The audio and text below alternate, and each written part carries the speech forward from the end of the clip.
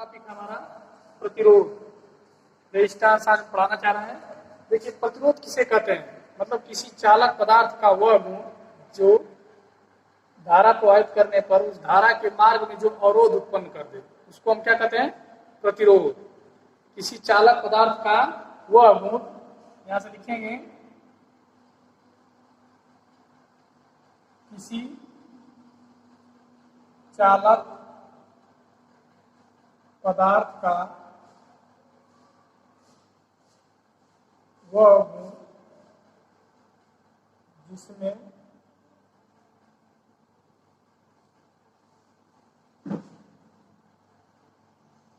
धारा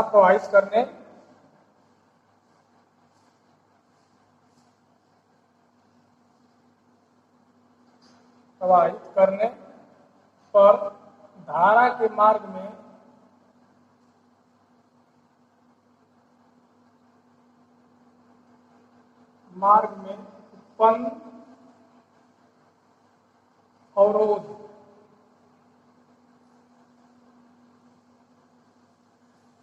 उत्पन्न अवरोध को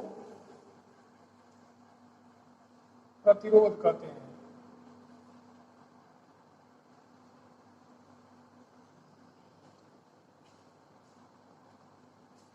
देखिए किसी चालक पदार्थ का वह गुण जिसमें धारा प्रवाहित करने पर धारा के मार्ग में उत्पन्न होने वाले अवरोध को या उत्पन्न अवरोध को हम क्या कहते हैं, प्रतिरोध। अब देखिए प्रतिरोध किन किन बातों पर निर्भर करता है। देखिए हमारा कोई कंडक्टर है, ये कंडक्टर एल्युमिनियम का भी हो सकता है, कॉपर का। ये एल्युमिनियम और कॉपर का कंडक्टर है जिसकी लंबाई क्या है, L, क्रॉस सेक्शन एरिया इसका ये है। तब देखिए इसका जो प्रतिरोध होता है वो R बराबर रो इंटू L बटा A, जहां L क्या है, लेंथ ऑफ कंडक्टर। L जो है length of conductor in metre, मतलब चालक पदार्थ की लंबाई मीटर में। ये क्या है, क्रॉस सेक्शन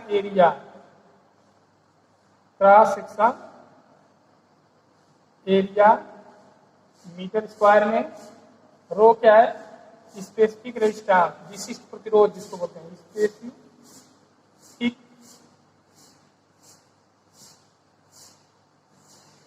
रेजिस्टेंस। देखिए इसकी इकाई क्या होती है, ओम। प्रतिरोध को हम किसमें व्यक्त करते हैं, ओम में। देखिए प्रतिरोध का यह सूत्र होता है R बराबर रो इंटू L बटा A, जहाँ L क्या है, इस चालक पदार्थ की लंबाई, मतलब कितना लंबा है। फिर ये क्या है, इसका क्रॉस सेक्शन एरिया, इसके अनुप्रस्थ काट का क्षेत्रफल है। ये रो क्या है, विशिष्ट प्रतिरोध। रो का मान जो होता है ये फिक्स होता है, अलग अलग मटेरियल के लिए अलग अलग होता है। भिन्न भिन्न पदार्थों के लिए इसका मान भिन्न भिन्न तथा एक समान पदार्थ के लिए इसका मान समान होता है। अगर एक कॉपर का कंडक्टर है, मान लीजिए इसकी लंबाई L1, दूसरा भी कॉपर का ही कंडक्टर है, इस क्रॉस सेक्शन एरिया A1, ये दूसरी लंबाई L2, इसका क्रॉस सेक्शन एरिया ये भी अगर कॉपर का है और ये भी कॉपर का, तो दोनों के लिए रो का मान क्या होगा, रो1 बराबर रो2, दोनों सेम होगा। यानी कि दोनों सेम मटेरियल है, उसकी लंबाई चौड़ाई या क्षेत्रफल पर निर्भर नहीं करता रो का मान। लेकिन अगर ये एल्युमिनियम हो गया, एक मटेरियल मान लीजिए इसमें से एल्युमिनियम हो गया, एक कॉपर हो गया, ये एल्युमिनियम, तब इस रो का मान दोनों के लिए अलग अलग होगा, तब रो का मान अलग अलग होगा। ये रहा प्रतिरोध का सूत्र। प्रतिरोध में ये होता है कि लंबाई अगर बढ़ रही है, इसमें देख रहे हैं कि लंबाई रेजिस्टेंस के डायरेक्टली प्रोपोर्शनल है। अगर कंडक्टर की लंबाई बढ़ाएंगे तो हमारा प्रतिरोध क्या होगा, बढ़ेगा। अगर कंडक्टर की लंबाई घटाएंगे तो प्रतिरोध घटेगा। अब देखिए इसमें rho inversely proportional to cross section area, मतलब क्षेत्रफल के व्युत्क्रमानुपाती होता है। अगर कोई कंडक्टर है उसका अगर हम क्षेत्रफल बढ़ाएं, यानी कि मोटा कंडक्टर लें साइज में, तो उसका प्रतिरोध क्या होगा, व्युत्क्रमानुपाती है तो ये घटेगा। अगर हम कंडक्टर की साइज या क्षेत्रफल पतला करें तो प्रतिरोध का मान बढ़ेगा। इसलिए हम क्या करते हैं कि एक सिरे से अगर कहीं हमको लाइन अगर एक टर्मिनल से या पोल से कहीं अपने मीटर तक लाना है तो हम सोचते हैं कि मोटा से मोटा कंडक्टर सेलेक्ट करें, चूज करें, क्योंकि मोटा से मोटा कंडक्टर होने पर उसका रेजिस्टेंस कम होता है और क्या होता है कि वोल्टेज हमको ड्रॉप कम मिलता है, वोल्टेज ड्रॉप कम मिलता है। इसलिए हम प्रतिरोध को क्या कहते हैं, कंडक्टर को लेते हैं मोटा। अब देखिए कंडक्टर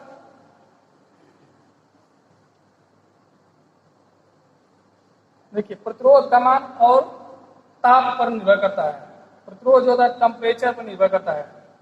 टेम्परेचर मतलब प्रतिरोध का मान जो होता है ताप पर निर्भर करता है। अगर एक कंडक्टर है तो ताप अगर बढ़ेगा तो प्रतिरोध का मान भी बढ़ेगा, क्योंकि जो धातुएं होती हैं इनका जो प्रतिरोध ताप गुणांक होता है, जिसको इंग्लिश में टेम्परेचर कोएफिशिएंट बोलते हैं, ये धनात्मक होता है। यानी कि ताप बढ़ने पर धातुओं का प्रतिरोध ताप गुणांक बढ़ता है, इसलिए उसका प्रतिरोध भी बढ़ता है। लेकिन अगर हम यहीं पर इंसुलेटर की बात कर लें, कुचालक की, तो उनका प्रतिरोध ताप गुणांक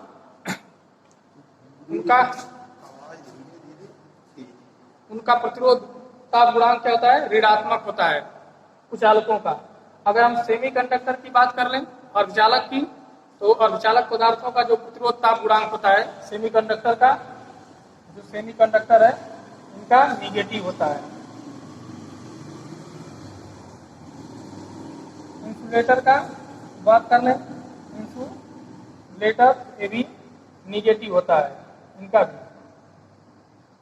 लेकिन अगर कंडक्टर की बात करें, इनका प्रतिरोध गुणांक पॉजिटिव तो धनात्मक होता है। कंडक्टर जैसे कॉपर एल्युमिनियम ले लें, इनका ताप बढ़ाएंगे कंडक्टर में, जैसे इसका एग्जांपल ले रहे हैं कॉपर, एल्युमिनियम, चांदी, ये क्या है, सब धातुएं हैं। अब धातुओं का प्रतिरोध ताप गुणांक धनात्मक होता है, अर्थात इनका ताप अगर हम बढ़ाएं तो इनका प्रतिरोध बढ़ेगा, घटाएंगे तो घटेगा। अब देखिए इंसुलेटर यानी कुचालक, इनका प्रतिरोध ताप गुणांक जो होता है ऋणात्मक होता है, निगेटिव, यानी कि ताप बढ़ाने पर इनका प्रतिरोध घटेगा तथा ताप घटाने पर इनका प्रतिरोध बढ़ेगा। इंसुलेटर में जैसे ले लीजिए पीवीसी, बैकेलाइट,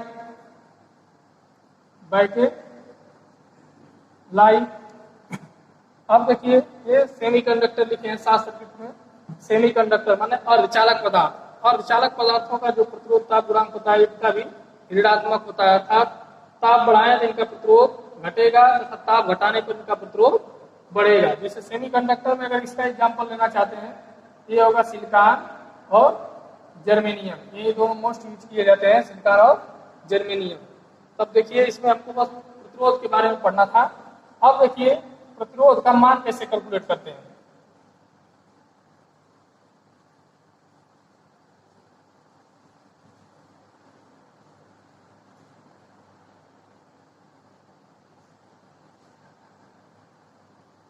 देखिए कलर कोड के द्वारा प्रतिरोध का मान निकालना।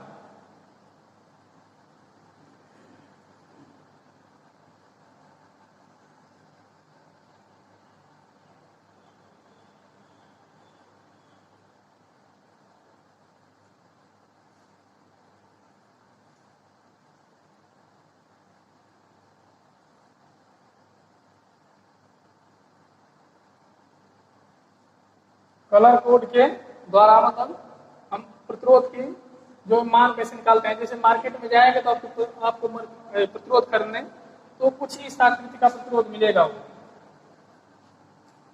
जिस पर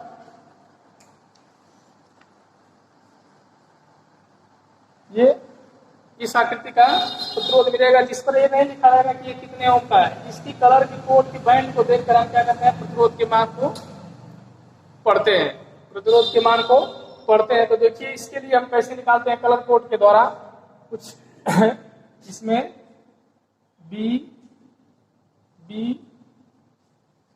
राय, बीबी राय, go to Britain, half very good, why. देखिए ये इस बी का मतलब ब्राउन,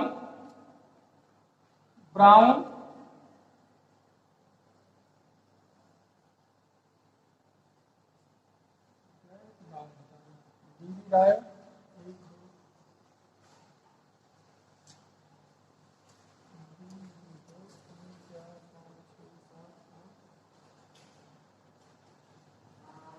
बीबी, हाँ देखिए ये बीबी राय गो टू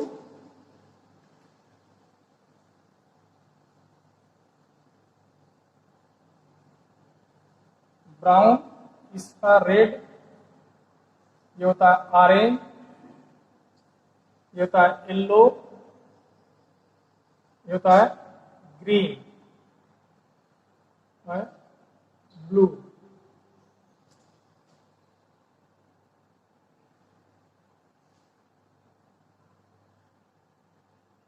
ये होता है वायलेट,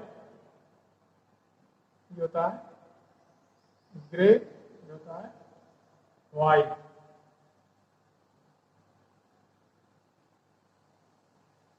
इसको देखिए याद करने का अपना जो भी तरीका है, इसको BB Rai go to Britain are very good wife, मतलब याद कर लीजिए। अब देखिए यहाँ से प्रत्येक मतलब कोड का एक मान होता है। जैसे ब्लैक का होता है 0, 1, 2, 3, मतलब यहाँ से 0 से शुरू करिए और पूरा नंबरिंग कर दीजिए।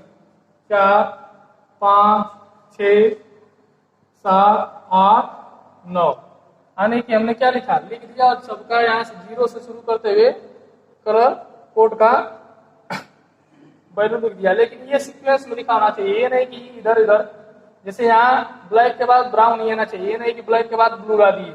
यहाँ ग्रीन पहले आया, ग्रीन के बाद कहीं ग्रे है, ये नहीं कि इसको इसका मतलब यही समझ लीजिए। तो देखिए इसका हो गया। अब इसमें टॉलरेंस बांट होता है।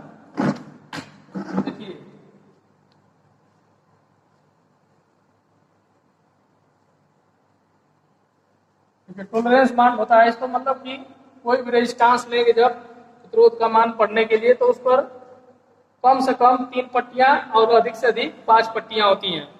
अब कहीं कहीं किसी में 4 पट्टियां भी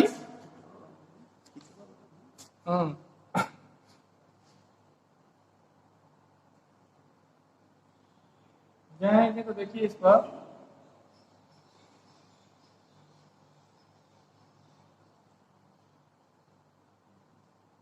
इस तरह 4 पट्टियां होंगी, जैसे 1, 2, 3, 4। किसी किसी में 3 ही होगा, 4 भी होगा, लेकिन अधिक से अधिक केवल 5 होगी। तो देखिए इसमें टॉलरेंस बांड होता है। टॉलरेंस बांड होता है अगर ये गोल्ड है चौथी पट्टी के लिए, चौथी पट्टी अगर गोल्ड की है तो इसमें टॉलरेंस बांड ±5%। सिल्वर की है तो इसके लिए ±10%। अगर नो कलर है इसके लिए ±20%। मतलब इस चौथी पट्टी में कह रहा है कि इधर से पट्टी पड़े। देखिए इसमें पट्टी पढ़ने का तरीका भी है कि जिधर से पट्टी पहले पास में हो उधर से 1, 2 नंबरिंग करेंगे, ये रहेगी। और नंबरिंग इधर से 1, 2 इधर से कर देंगे, ये गलत है क्योंकि इधर से पास में पट्टी है, इसलिए हम इसको पहला इधर से पढ़ेंगे, पहला, दूसरा, तीसरा, चौथा। तो चौथा पट्टी पर होता है। इस पर गोल्ड की पॉलिश हो सकती है, सोने की। अगर गोल्ड की नहीं है तो चांदी की हो सकती है। अगर चांदी की नहीं है तो कोई कलर नहीं होगा। जब कोई कलर नहीं होगा तो 20%, जब सिल्वर की होगी तो 10%, और जब सोने की होगी तो 5% टॉलरेंस लेते हैं। अब देखिए रेजिस्टेंस का वैल्यू कैसे निकालते हैं प्रतिरोध का। R बराबर होता है पहली पट्टी, मतलब इस पहली पट्टी को ज्यों का त्यों, फिर ये दूसरी पट्टी को भी ज्यों का त्यों रख देते हैं, फिर गुणे 10 पर घात तीसरी पट्टी का मान रखते हैं, प्लस माइनस इस चौथी पट्टी का मान। ये हमारा निकलता है रेजिस्टेंस का वैल्यू। यानी कि पहली पट्टी ज्यों का त्यों रख देंगे, उसके बाद दूसरी पट्टी का मान उसी तरह रख देंगे, फिर गुणे तीसरी पट्टी का जो होगा इसको मल्टीप्लायर बोलते हैं। क्या बोलते हैं? मल्टीप्लायर। और तीसरी पट्टी जो होती है 10 पर घात के रूप में चढ़ती है, मतलब। और फिर उसके बाद चौथी पट्टी प्लस माइनस चौथी पट्टी का मान। अब देख लीजिए अगर हमारा पहली पट्टी का मान लीजिए कलर आ गया रेड, दूसरी पट्टी हमारा दे दिया ग्रीन, और तीसरी पट्टी हमारा दे दिया, मान लीजिए दे दिया ऑरेंज, और चौथी पट्टी दे दिया सिल्वर। तब देखिए इसका हम वैल्यू कैसे निकालेंगे। अब आर बराबर रेड का यहां से मान देखेंगे, रेड कितना है 2, तो रेड का 2 रखेंगे। फिर हमारा दूसरी पट्टी पर क्या है, ग्रीन कलर दिखाई दे रहा है, तो यहां से ग्रीन का कितना रखेंगे 5, फिर गुणे 10 पर घाते। अब देखिए तीसरी पट्टी हमारी जो है किसकी है, ऑरेंज की। तीसरी पट्टी ऑरेंज की है, तो ऑरेंज पर कितना है कोड 3, तो 10 घाते 3, फिर प्लस माइनस। अब देखिए हमने बताया था कि चौथी पट्टी जो थी वो टॉलरेंस बांड जो थी, टॉलरेंस का मतलब उतना रेजिस्टेंस का मान बढ़ भी सकता है और घट भी सकता है। अगर मैक्सिमम मान पूछेगा तो प्लस कर देंगे, और कम न्यूनतम मान पूछेगा तो उसमें से माइनस कर देंगे। तो देखिए तीसरे चौथी पट्टी है सिल्वर की, सिल्वर के लिए टॉलरेंस मान 10% है, यहाँ 10। अब देखिए इसका मान कितना आ गया 25, 10 घाते 3 का मतलब किलो,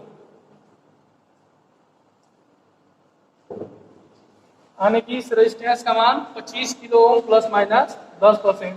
अगर अधिकतम मान पूछ देगा इसका, इस रेजिस्टेंस का मैक्सिमम मान पूछेगा कि मैक्सिमम मान कितना होगा, आर बराबर क्या रखेंगे 25 किलो ओम प्लस, फिर क्या निकालेंगे 25 किलो ओम का किलो, ये किलो ओम है तो इसको क्या करेंगे हजार में बदल देंगे, गुणे 10/100 प्लस है। अधिकतम मान पूछ रहा है तो प्लस वाला मान लेंगे, न्यूनतम पूछेगा तो देखो 2 जीरो से 2 जीरो कट गया, यानी कि कितना हो गया 25,000 ओम पहले से है, फिर प्लस 2500, 2 शून्य हो गया, तो कितना हो गया 00 फिर 5, यानी कि हो गया ये कुल मिलाकर 2700 इतना ओम, या इसको हम लिख सकते हैं 27.5 किलो ओम। अगर मिनिमम मान पूछ दिया तो उसी में से हम क्या कर देंगे, यहाँ माइनस करके 2500 घटा देंगे। मिनिमम मान पूछेगा तो घटा देंगे। अब देखिए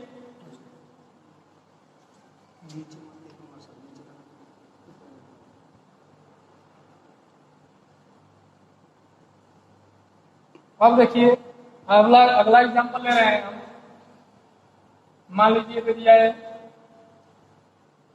येलो, पहली पट्टी पर येलो, दूसरा पर दे दिया ब्लू, तीसरा पर दे दिया ग्रे, फिर चौथा पर दे दिया नो कलर, मतलब कोई कलर नहीं है। देखिए यहां से हम जो लिखे थे ये मान डी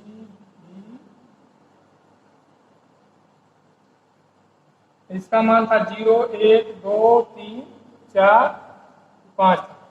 देखिए पहला जो है पहला मान किसका दिया है येलो का, येलो का जो कहते हैं लिख देंगे, रेजिस्टेंस निकालना है। येलो का कितना होता है 4, फिर दूसरा है ब्लू, ब्लू का कोड है 6, तो कितना लिखेंगे यहाँ 4, फिर दूसरा मान 6 गुणे 10 पर। अब देखिए ग्रे, ग्रे का यहाँ कोड है 8, यहाँ 10 घाते 8 प्लस माइनस, चौथा है नो कलर। जब नो कलर है तो उसका टॉलरेंस बांड कितना होगा 20%, कितना होगा 20%। तो इसको हम कितना लिख सकते हैं 460 गुणे 10 घाते 6 प्लस माइनस 20%। अब 10 घाते 6 को हम क्या लिख सकते हैं 400 मेगा ओम, यानी कि बहुत उच्च मान का ये प्रतिरोध हो गया। अब इसी तरह चाहे तो जिसको रखकर निकाल सकते हैं, जैसे सिल्वर गोल्ड के लिए अगला एग्जांपल अगर दे दिया ब्राउन, ब्लैक, फिर दे दिया मान लीजिए ऑरेंज, तीसरी पट्टी ऑरेंज की, और चौथी दे दिया गोल्ड। तब इसका मान कैसे निकालेंगे प्रतिरोध का? R बराबर फिर वही लिखेंगे, पहला ब्राउन का कोड 1 है, ब्लैक का 0 प्लस गुड़े तीसरी पट्टी 10 पर, ऑरेंज का कलर है कोड है 3 प्लस माइनस, गोल्ड के लिए बताया था टॉलरेंस कितना 5%, तो यहाँ से 5% इसका रख देंगे, आने की कितना हो गया है 10 किलो ओम प्लस माइनस 5%। अब इसमें हो सकता है उच्चतम मान पूछे तो प्लस कर देना है, निम्नतम मान पूछेगा तो इसमें 5% घटा देंगे। अगर इसका मान लीजिए पूछ दिया कि मिनिमम वैल्यू बताइए इस रेजिस्टेंस का, माने निम्न मान, इसमें कैसे निकालेंगे? ये 10 किलो में 10 किलो ओम ज्यों का त्यों प्लस इसको 1000 गुणे 5/100, निम्नतम है तो यहाँ माइनस करना पड़ेगा। देखिए डबल 0 कट गया तो फिर कितना होगा? 1000 माइनस 50, 1000 में से घटा देंगे तो 950 होगा, इतना आ जाएगा निम्नतम मान। अगर इसी का उच्चतम मान पूछ लेता, उच्च मान पूछता तो यही क्या हो जाता है 1000 प्लस 50, यानी कि 1050 ओम, ये होगा उच्चतम मान। अब देखिए आज का क्लास बस यहीं तक खत्म होता है। नेक्स्ट डे में फिर हम कैपेसिटर का हो सकता है कलर कोडिंग पढ़ाएं, या इसी में एक तरह से और मान दिया रहता है जो कलर कोड के अलावा अलग होता है, अक्षरों के सिंबल पर होता है। जैसे उसमें कुछ अलग तरह से दिया रहता है अक्षरों का सिंबल, जैसे उसमें इस तरह करके दे देगा कि JM112 या